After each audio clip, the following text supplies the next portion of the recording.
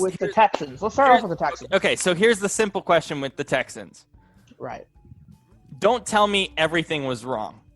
If you had to pick one thing that went wrong, one thing that killed them tonight, especially in the second half, what is it? One thing. Watson just looked really sloppy. You felt he was bad. He was overthrowing many times. He had, in that game alone, I counted 3 or 4 times he had wide open guys in the end zone that he overthrew.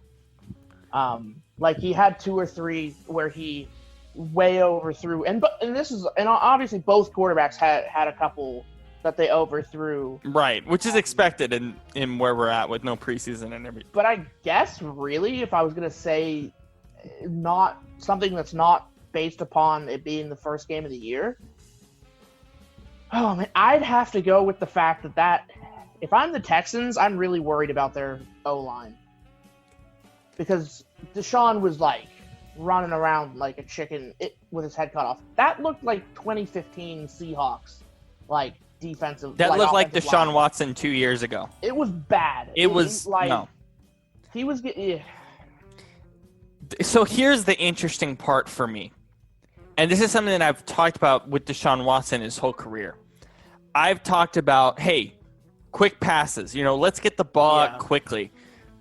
They did that. Especially in the first half, they focused on that this offseason. You could tell, like, oh, we're gonna do shorter passes with their new offensive coordinator, and they did that for most of the game to their credit. But when an offensive line is as bad as the Texans, and I gotta say, by the end of the year, they're probably gonna rank about 28 to 30, or 28 to even 32. Like, if you rank that low, it doesn't matter how many times you can do short passes. Because you got to throw the ball at some point, and eventually the pressure is going to be too much, and Deshaun, as you said, is going to run like a chicken with his head cut off. And to be fair, he only had one.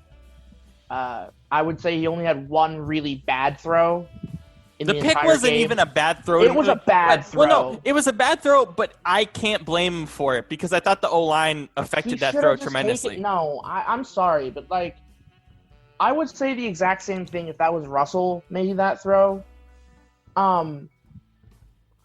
And that's one thing that I'm sure Deshaun Watson will learn as he goes on, like as he gets more and more like down. I know he's been in the league for 5 years now, but one thing he still has a problem with that guys like Mahomes and Russell don't do is he'll take, like, those two guys will take the sack rather than try and throw it when they're getting off balance. Like, he threw that, and the moment he threw it, I was like, that's a pick.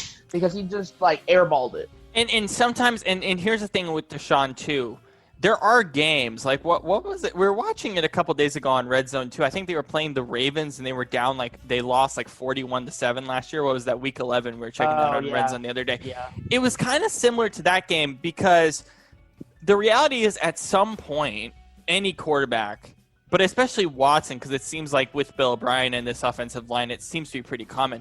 When there are games where they're in blowouts, Deshaun feels like he has to overcompensate. And he's going to feel like he has to overcompensate even more this year without a guy like D-Hop on the outside to bail him out. Well, I would actually argue this. I think that Deshaun Watson, I believe that, this is going to sound weird, but I actually think that the Texans could be quite successful this year. No, I still feel like they are. This game. And the reason being, and I'll let you talk on this after I've said this part. I actually came away from this game, even though they lost, feeling quite impressed by them. Like, more impressed than I thought I would. And the reason being is because, one, David Johnson looked extraordinary. Yes. And two, they held a team that usually puts up 35 to 40 points to 30 points. Right. Yes. Which is very good. So here's something to keep in mind with the Texans. You know where they're playing next week? Who? Baltimore. Ooh. So they have Kansas City and Baltimore back-to-back. That's rough. These 2 weeks, don't overreact to the Texans. Yeah. Leave them alone. Because this is not an accurate – they're a piece of this, like the offensive line, as we talked about, and we do realize that the defense isn't very good.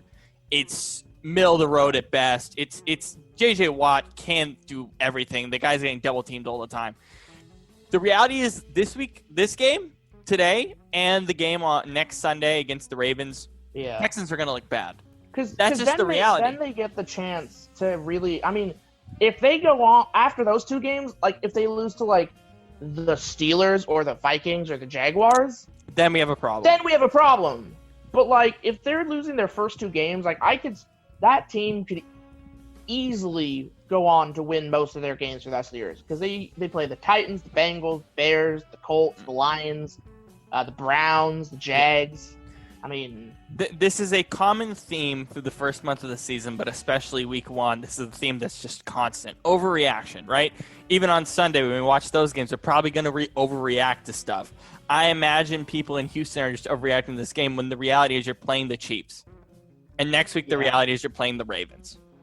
You know, that's just what it is. Yeah, I would say my message for Texans fans would be like, it's a pretty, like, in terms of how this team has looked from an outsider's perspective, I've seen this team look much worse. Yeah. You know, like, it's not a bad playing team, especially against the Chiefs, like, and the Ravens, you know? You have to look at that first half as a positive. You have to. Yeah. Because you can't say that there wasn't positives in terms of, oh, Deshaun's throwing the ball quicker. Oh, we actually are in some ways relying on the running game with these two Johnson bros, basically, even though they're not actually brothers. I was somewhat right with my keys to the game for the first half of the game, where I was saying they want to see the running game happen from the Chiefs. Like, they want to see the run because they were able to pretty much they did a pretty good job of stopping the run for the most part. Like, they didn't allow for big breakaway runs. But then in the second half, it seemed like I'm thinking maybe it had to do with something like it's the first game of the year. They're tired. They're not used to it. They were just letting those runs kind of slip through.